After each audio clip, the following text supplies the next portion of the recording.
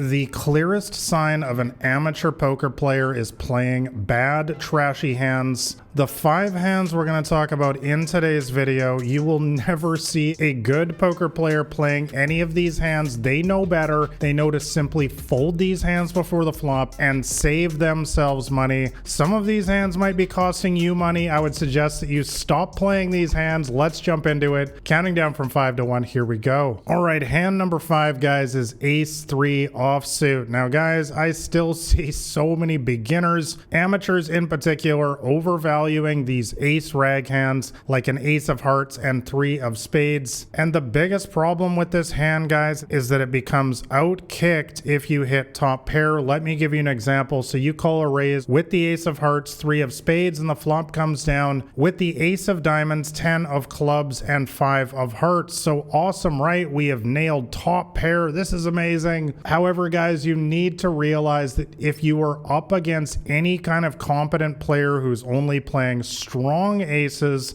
like an ace king, for example, you are only 12% to win on this board. And the reason why is because you both share top pair on this board. However, the other player has the king as their kicker and you only have a 3. Remember, guys, we're always trying to make the best 5-card hand in poker. And so therefore, when you hit top pair, you also want to have a strong kicker. And that is the main problem with a hand like ace-3 is when you hit top pair, you always have a bad kicker. So guys, the solution here is to just fold this hand pre-flop, only play it when you are stealing the blinds. For the most part, this hand is trouble, and I should mention all offsuit baby aces like this, so that would be an ace-deuce offsuit, an ace-4 offsuit, and what I mean by that is that they are 2 different suits. I will be more likely to play them if they are suited, because then there is a higher chance that you have a flush. But guys, for the most part, you just want to be ditching these hands before the flop. Let's move on now to hand number 4 that you will never see any good poker players playing, and that is the Jack-7 suited. So guys, this hand is the definition of suited trash, suited junk. A hand like Jack-7 of spades will get you in all sorts of problems for a couple simple reasons. Number 1, it is easily out-kicked, so if you hit top pair, there is a good chance that somebody has a higher kicker than you. We just talked about that in the previous example. And the other crucial problem with this hand, guys, is that it only makes 1 straight with 2 cards, and that is why generally when you're playing suited connectors like this, you want them to be much closer together. Like, for example, a Jack-10 of spades would be a much better hand to play here because there are many more combinations of possible straights that hand can make. I've discussed that in other videos, but let me give you an example here. So you raise it up with Jack-7 of spades, and a tight and aggressive tag player calls you. The flop comes down with the ace of hearts, 5 of clubs, and jack of hearts. So once again, we have a strong pair here. We have middle pair. However, we do not have a good kicker. So we are up against a tight and aggressive player here who is probably only playing quality hands like a queen jack of diamonds, for example. And guys, you have only 11% odds to win versus that hand. We don't need to be any kind of math genius at all. That we do not win at poker or anything in life by putting our money in the middle with such terrible odds. And so that is why, once again here, guys, the solution with a hand like Jack-7 suited is to simply fold this hand pre-flop most of the time and only play it when you're stealing the blinds. By the way, if you want to know all of the hands that I actually do suggest playing in all situations, including how to steal the blinds and specifically what that means and what player types you want to target, I discuss this in great detail in my free poker cheat sheet. There are actually charts and diagrams in there showing you exactly what hands to play in your poker games, and I will link that up in the description below. But let's move on to terrible poker hand number 3 that you want to avoid like the plague, and that is 7-5 suited. So guys, I get it. A hand like 7-5 of hearts, it looks pretty. It is deceptively strong. Everyone wants to play a hand like this, and amateurs often overvalue suited one-gappers. That's what a hand like this is. But you need to understand understand that these are long-term losing hands. And as I always mention in these videos, you do not need to take my word for it. If you want to see what hands are winners for you and what hands are losers, you can simply run your database through some poker tracking software like Poker Tracker, for example, which I have used for over 10 years as a professional. I will also leave a link to that in the description below if you're curious. But bottom line, you can use the program for yourself and you can go check for yourself, and I guarantee you 7-5 of hearts is probably not a profitable hand for you. Let me give you an example. You call with 7-5 of hearts once again versus a tag. So a tag stands for tight and aggressive. This is one of the better players in today's games. They aren't playing a lot of trashy hands, and they also play relatively disciplined and play their hands aggressively in the right spots. So the flop comes down with the king of spades, 7 of clubs, and deuce of diamonds. So once again, we have middle pair in a situation like this, but this hand suffers from the same problem as the previous two examples. We have no kickers. So in this situation, they make a bet. What should you do? Well, honestly, guys, your answer is as good as mine. I run through situations like this with my students all the time,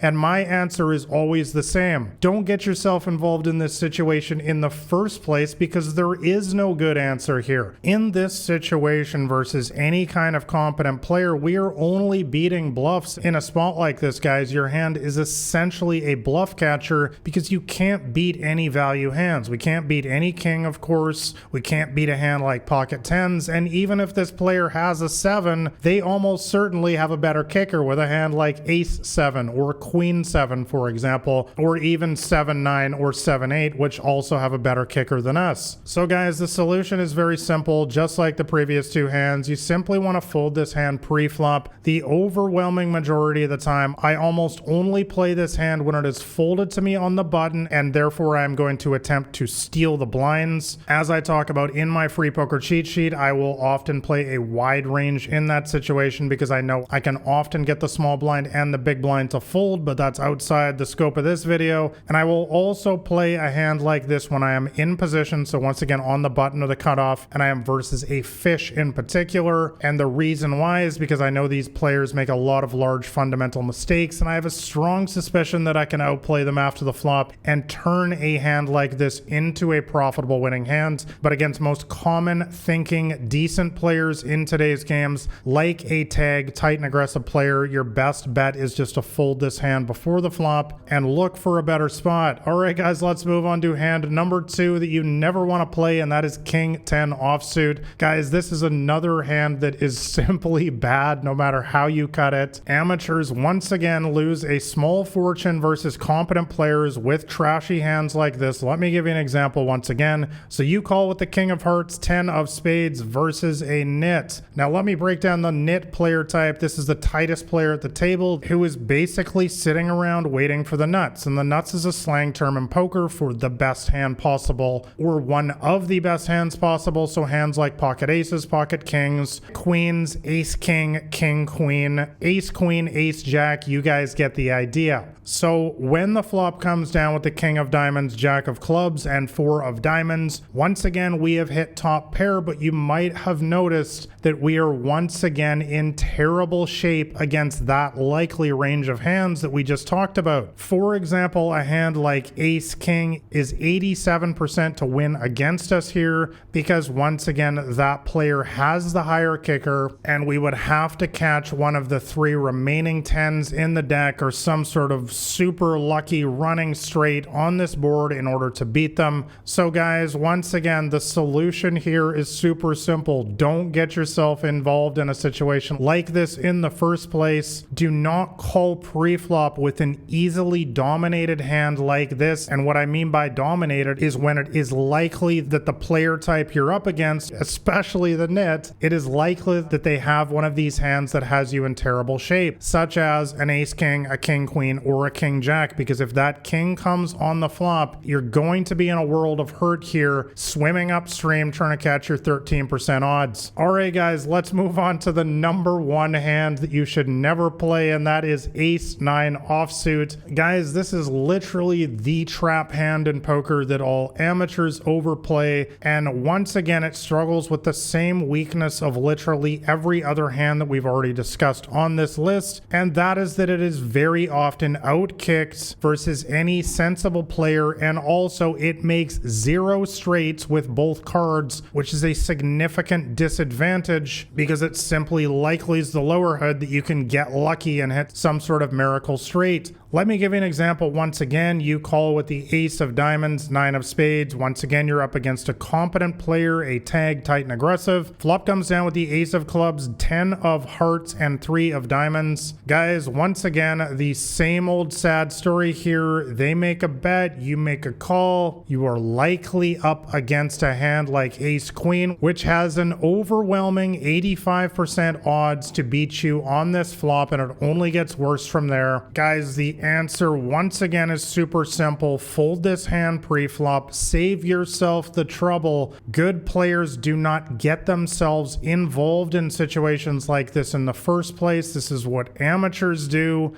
and that's why they get amateur level results. Once again, if you want to know all of the hands that I actually do suggest playing, check out the charts in my free poker cheat sheet. I will leave a link to that in the description below. And also, if you found this video helpful, make sure you like and subscribe. All right, guys, never play these 5 hands. I will catch you next time.